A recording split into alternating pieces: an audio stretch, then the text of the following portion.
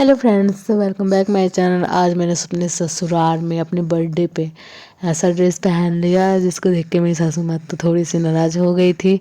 लेकिन फिर कोई था नहीं, बस लेडीज लेडीज थी ना, तो फिर सभी ने बोला कि पहन लो, कोई बात नहीं, तुम्हारा मन है तो फिर मैंने उस ड्रेस को पहन लिया।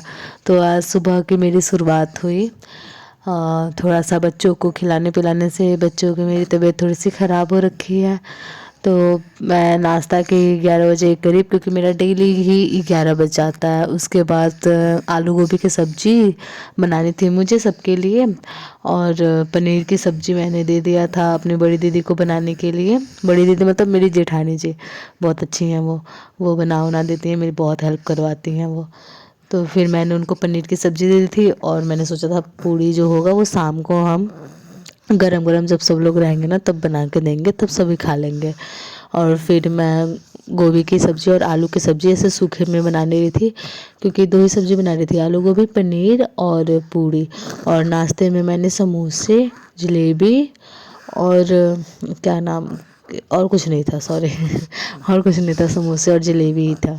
और केक का ऑर्डर नहीं हुआ था, केक को रेडीमेड खरीदना था, वो भी एग फ्री, क्योंकि मैं नॉन वेजिटेरियन हूँ। तो मैं ना, सॉरी वेजिटेरियन हूँ मैं वेजिटेरियन हूँ, और मैं अंडा वंडा नहीं खाती हूँ। तो हमारी तरफ जो शिवालिक नगर है ना, वो मतलब ऐसा इलाका है जहाँ आपको नॉन वेज नहीं मिलेगा कहीं भी। तो फिर उधर ही से केक मंगाएंगे। और मैंने जैसा सोचा था ना केक वैसा तो नहीं है बिल्कुल, मतलब मुझे पसंद नहीं आया। लेकिन चलो ठीक है, अब रेडीमेड में तो जल्दी जल्दी, क्योंकि मैंने एकदम से सोच लिया था कि मैं इस बार अपना बर्थडे मनाऊंगी, क्योंकि 5 साल हो गया था मेरी शादी का। और फिर अपने हिसाब से मुझे बर्थडे मनाए हुए काफ़ी दिन हो गया था। अब वैसे हमारे यहाँ ना सहता नहीं है, तो मैंने सोचा था ना कि चलो ठीक है, इस बार अपने ससुराल में तो मेरे बनते रहते हैं, तो मैं भी बना के देखती हूँ कि शायद कुछ ना हो। लेकिन मेरा ये डिसीजन बहुत ही ख़राब था, और मैंने तो बहुत ही अच्छे से डेकोरेशन और तैयारी वारी कर ली थी। पर ये जो होता है ना, जो नहीं होता है वो करो तो फिर थोड़ा कुछ ना कुछ अड़ंगा आ जाता है। तो मेरी परी की तबीयत हो गई थी ख़राब, और मुझे ऐसे पता नहीं चला, नहीं तो मैं करती ही नहीं। लेकिन जब ना एंड टाइम पे जब केक काटने का टाइम आया ना, तो मेरी आरू ने उल्टी करना शुरू कर दिया। मैं बहुत ही ज़्यादा डर गई, लेकिन मैंने काटा ही नहीं केक। पहले ही से मैंने ना किसी और से केक ऐसे कटवा लिया। और खाना बनाने में तो मुझे थोड़ा सा देर लग गया था, क्योंकि हो जाता है तो फिर मतलब कि ससुराल में तो भाई अपना हो या फिर किसी का हो, आपको काम तो करना ही पड़ेगा। तो मैंने फटाफट से सारा ही सामान समेट उमेट करके ना बना उना करके, मैंने दोपहर में बस पुलाव बनाया था।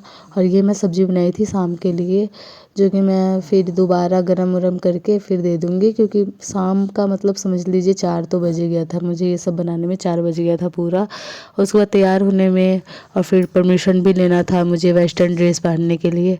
तो मैं आपको दिखाऊंगी कैसा मैंने ड्रेस पहना था।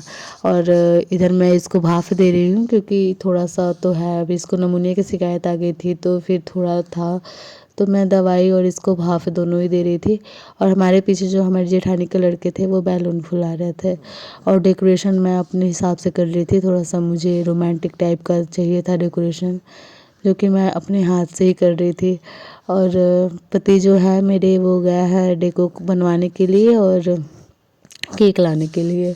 तो फिर मैंने बोला कि आप लोग जाओ, मैं कर लूँगी जो भी करना है।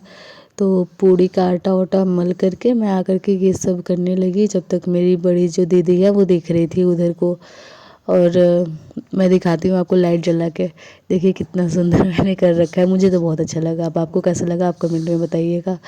मुझे अपना डेकोरेशन बहुत ही प्यारा, बहुत ही सुंदर लगा। और मैंने रेड कलर का ये वेस्टर्न ड्रेस, पूरा गाउन फुल स्लीव वाला, थोड़ा सा ससुराल है तो थोड़ा सन भी आ रहा था।